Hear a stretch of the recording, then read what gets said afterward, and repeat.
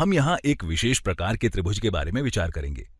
हम इस विशेष प्रकार के त्रिभुज को 30, 60, 90 त्रिभुज कहते हैं। मैं उम्मीद करता हूं कि आप जानते हैं कि इसे ऐसा क्यों कहते हैं। हम इसे ऐसा इसलिए कहते हैं क्योंकि इस त्रिभुज के कोणों का माप 30 अंश, 60 अंश और 90 अंश है। हम यहाँ जो सिद्ध करने जा रहे हैं वो आपके लिए बहुत ही उपयोगी होगा, जिससे आप ज्यामिति यानी ज्योमेट्री में बहुत सारी चीजों के बारे में पता कर सकते हैं और फिर त्रिकोणमिति यानी ट्रिग्नोमेट्री में 30, 60, 90 त्रिभुज के भुजाओं का अनुपात यानी रेशियो भी पता कर सकते हैं। मान लेते हैं कि कर्ण यानी हाइपोटेन्यूज की लंबाई x है। याद रखें कि कर्ण 90 अंश कोण की सम्मुख भुजा यानी ऑपोजिट साइड होती है। अब अगर कर्ण की लंबाई x है तो हमें यह सिद्ध करना है कि 30 अंश के सम्मुख छोटी भुजा यानी शॉर्टर साइड की लंबाई x/2 है और साथ ही यह भी सिद्ध करना है कि 60 अंश की भुजा या यूं कहें कि 60 अंश कोण के सम्मुख भुजा की लंबाई 3 का वर्गमूल गुणा छोटी भुजा की लंबाई होगी, मतलब इसकी लंबाई वर्गमूल 3 गुणा x/2 होगी। चलिए इसे सिद्ध करते हैं। हम दूसरे वीडियो में इसका उपयोग करेंगे और साबित करने की कोशिश करेंगे कि यह परिणाम हमारे लिए कितना उपयोगी है। तो अब एक ऐसे त्रिभुज से शुरुआत करते हैं जिसके बारे में हम सब परिचित हैं, मतलब यहां एक समबाहु त्रिभुज बनाते हैं। समबाहु त्रिभुज बनाना थोड़ा कठिन होता है और समबाहु त्रिभुज बनाने की यह मेरी सबसे अच्छी कोशिश है। मान लेते हैं कि यह त्रिभुज ABC है, तो इस तरह हमने एक समबाहु त्रिभुज बना लिया है। अब अगर यह समबाहु त्रिभुज है तो इसका मतलब यह है कि इसकी सभी भुजाएं बराबर हैं। मान लेते हैं कि इसकी सभी भुजाओं की लंबाई x है, इसलिए ये x है, ये x है और ये भी x है। हम जानते हैं कि समबाहु त्रिभुज यानी इक्विलेटरल ट्रायंगल के प्रत्येक कोण का माप 60 अंश होता है, तो इन सभी कोणों का माप भी 60 अंश ही होगा। इसलिए ये कोण 60 अंश है, ये कोण 60 अंश है और ये कोण भी 60 अंश है। अब हम इस बिंदु से ठीक यहां पर एक उन्नतांश यानी एल्टीट्यूड बनाते हैं। तो चलिए इसे बनाते हैं। उन्नतांश की परिभाषा के अनुसार हम जानते हैं कि अगर हम उन्नतांश बनाते हैं तो ये आधार को 90 अंश पर प्रतिच्छेद इंटरसेक्ट करता है, इसलिए ये समकोण मतलब राइट एंगल है और ये भी एक समकोण है। इस तरह हम कह सकते हैं कि ये सिर्फ उन्नतांश ही नहीं बल्कि ये इस आधार पर लंब यानी परपेंडिकुलर भी है। ये सिद्ध है कि यहां पर यह आधार को द्विभाजित यानी बाइसेक्ट करता है। आप इस वीडियो को यहां थोड़ी देर रोककर खुद भी सिद्ध कर सकते हैं। यहां दिए गए तथ्यों से हम इन दोनों त्रिभुजों को आसानी से सर्वांगसम यानी कॉन्ग्रुएंट कर सकते हैं। आइए मैं इसे आपके लिए सिद्ध कर देता हूं। मान लेते हैं कि यह बिंदु D है, तो हम कह सकते हैं कि त्रिभुज ABD और BDC दोनों इस भुजा को आपस में शेयर कर लेते हैं, इसलिए यह भुजा दोनों त्रिभुज में कॉमन है। अब यहां ये कोण इस कोण के सर्वांगसम है और यहां ये कोण इस कोण के सर्वांगसम है, इसलिए अब हम कह सकते हैं कि अगर ये दोनों कोण एक दूसरे के सर्वांगसम हैं तो तीसरा कोण भी एक दूसरे के सर्वांगसम होगा। तो यहां ये कोण इस कोण के सर्वांगसम होगा, इसलिए ये दोनों कोण भी एक दूसरे के सर्वांगसम हैं।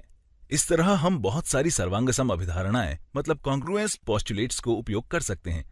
हम SAS यानी भुजा कोण भुजा सर्वांगसम नियम को उपयोग कर सकते हैं।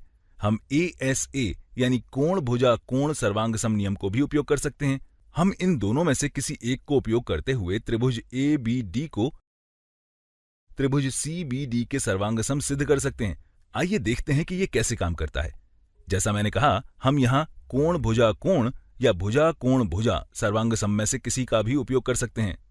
यहां इसका मतलब यह है कि इन दोनों त्रिभुज की संगत भुजा यानी कॉरस्पॉन्डिंग साइड आपस में बराबर होगी, इसलिए यहां AD CD के बराबर होगी। यहां ये दोनों आपस में संगत भुजा हैं, इसलिए ये एक दूसरे के बराबर होगी। अब हम जानते हैं कि ये दोनों एक दूसरे के बराबर हैं, इसलिए इन दोनों को जोड़ने पर हमें x मिलता है। याद रहे कि ये लंबाई x का समबाहु त्रिभुज भी था। हम जानते हैं कि यहां ये भुजा x/2 है और ये भुजा भी x/2 है और हम ये भी जानते हैं कि हमने यहां से एक उन्नतांश बनाया था और ये भी सिद्ध किया था कि ये कोण इस कोण के सर्वांगसम है, इसलिए इन दोनों कोणों को जोड़ने पर हमें 60 मिलता है। हम यहां कह सकते हैं कि अगर दो चीजें आपस में बराबर हैं और दोनों का जोड़ 60 है, इसलिए ये 30 अंश है और ये भी 30 अंश है। इस तरह हमने 30, 60, 90 त्रिभुज के एक महत्वपूर्ण भाग को सिद्ध कर लिया है। ध्यान दें कि इस उन्नतांश को बनाकर हमने इस समबाहु त्रिभुज को दो भाग में खंडित कर दिया है, या यूं कहें कि हमने इसे 30, 60, 90 त्रिभुज और 30, 60, 90 त्रिभुज में खंडित कर दिया है।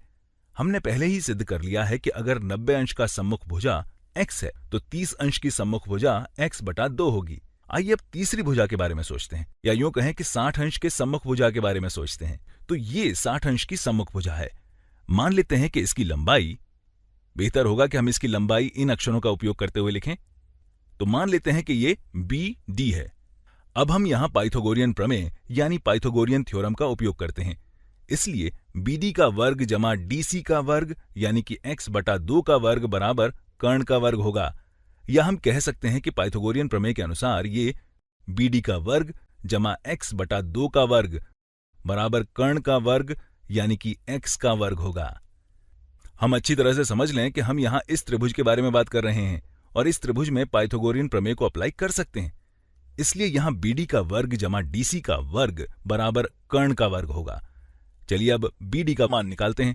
यहां हमारे पास BD का वर्ग जमा x का वर्ग बटा 4 बराबर x का वर्ग है। हम कह सकते हैं कि 4 गुणा x का वर्ग बटा 4 और x का वर्ग दोनों एक ही बात है। अब अगर हम दोनों तरफ से 1 घटाते हैं या 1 बटा 4 गुणा x का वर्ग घटाते हैं, या इसे ऐसे भी कह सकते हैं कि x का वर्ग बटा 4 घटाते हैं, तो हमें BD का वर्ग बराबर 4x का वर्ग बटा 4 घटा x का वर्ग बटा 4 यानी कि 3x का वर्ग बटा 4 बचता है। इसलिए यहां BD का वर्ग बराबर 3x का वर्ग बटा 4 है। अब दोनों तरफ का वर्गमूल यानी स्क्वायर रूट या प्रिंसिपल रूट लेते हैं। इसलिए BD बराबर 3x का वर्ग बटा 4 का वर्गमूल होगा। यहां 3 का वर्गमूल बराबर वर्गमूल 3 ही होगा और x के वर्ग का वर्गमूल बराबर x होगा और 4 का वर्गमूल बराबर 2 होगा। इसलिए BD बराबर वर्गमूल 3 गुणा x बटा 2 होगा। यहां भुजा BD 60 अंश की सम्मुख भुजा है। इसलिए अगर कर्ण की लंबाई x है तो 30 अंश के कोण की सम्मुख भुजा x बटा 2 होगी और 60 अंश कोण की सम्मुख भुजा वर्गमूल 3 गुणा x बटा 2 होगी। ये बात आप पर निर्भर होता है कि आप इसे किस तरह समझते हैं।